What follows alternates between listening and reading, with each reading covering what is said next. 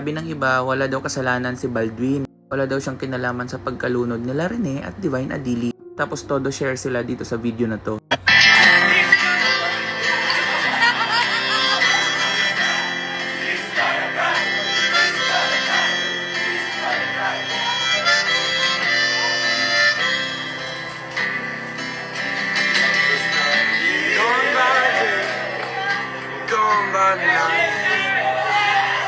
It's not an easy road, leads you to life.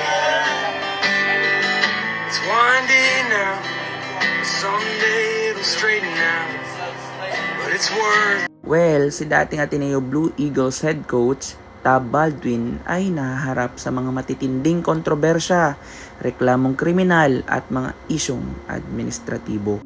Mga kasalukuyang kasong kriminal, ongoing cases sa DOJ. Ito ang pinakamabigat na kinakaharap niya ngayon na nag-ugat sa trahedya noong June 8, 2026 kung saan nalunod ang dalawang student athletes ng Ateneo na sina Rene Baterbonia at Divine Adili sa isang team building activity sa Dipaculao, Aurora. Kasong homicide po at reckless imprudence resulting in homicide. Inirekomenda na po ng PNP CIDG sa DOJ ang pagsasampa ng kasong ito laban kay Baldwin at kanyang mga coaching staff. Ayon po sa investigasyon, may kapabayaan or gross negligence sa pagpapatuloy ng water activity sa dagat sa kabila ng mapanganib na kondisyon at kawalan ng safety measures. Paglabag sa Anti-Hazing Act of 2018. And also known as Republic Act 11053. Formal ding naghain ng CIDG ng reklamong anti-hazing laban sa kanya. Base sa mga testigo at ebidensya, ang seawater activity ay ginamit umano bilang selection process. 20 sila, 17 lang ang kukunin.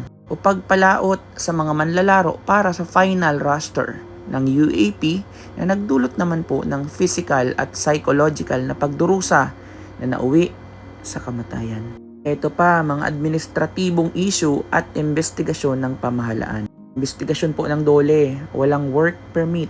Sa isinasagawa pong clarificatory hearing ng Department of Labor and Employment or DOLE, inamin ni Baldwin na wala siyang Alien Employment Permit or AEP.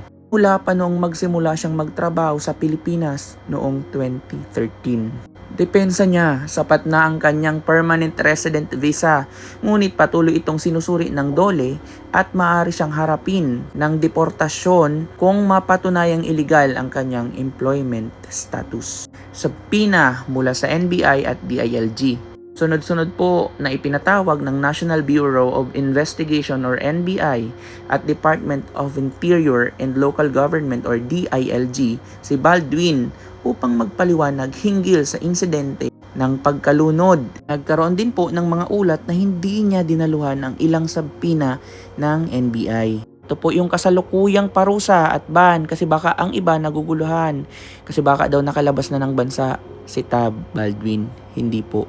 Nasa loob pa po siya. UAAP blacklist at ban. Formal nang ipinatupad ng University Athletic Association of the Philippines or UAAP ang habang buhay na ban o pagka-blacklist kay Baldwin at sa kanyang coaching staff. Aray ko.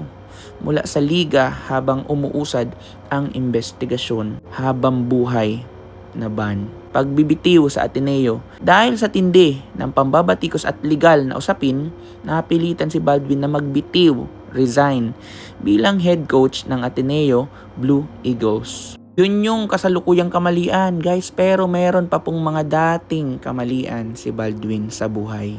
Bago pa man po ang trahedya sa Aurora, nagkaroon na si Baldwin ng mga kontrobersyal na pahayag na nagresulta sa parusa. Una, 75,000 fine at 3-game suspension sa PBA noong 2020. June 2020, pinatawan siya ng PBA ng multa at suspensyon dahil sa mga pahayag sa isang podcast na itinuring na detrimental to the league. Binatikos niya ang format ng PBA or Single Import Conference. Sinabing may paborableng tawag ang mga referee sa imports at tinawag ang mga Pilipinong coach na tactically immature. na ikinagalit naman ng Basketball Coaches Association of the Philippines or BCAP.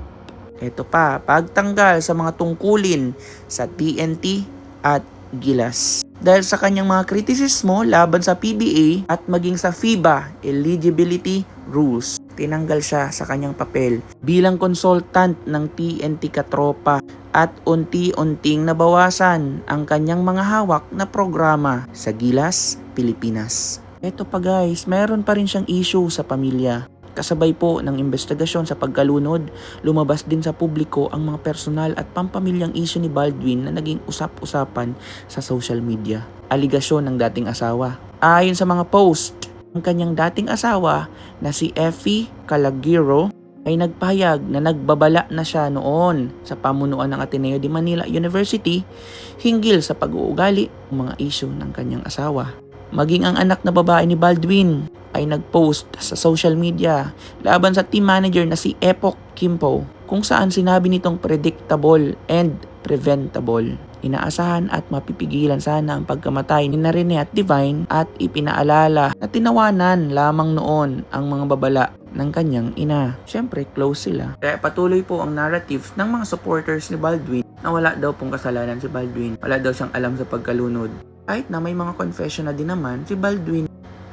Habang humingi na po ng pampublikong kapatawaran si Baldwin sa mga pamilya ng biktima at inaming siya ay nabigo bilang pinuno at coach. Ang mga kaso niya ay kasalukuyan pa ring dinidinig sa DOJ at DOLE upang matukoy ang kanyang huling pananagutan sa batas. In short, may pananagutan na po siya. Fina-finalize lang kung ano pa ang possible na mga huling pananagutan sa batas. So may kasalanan ba siya?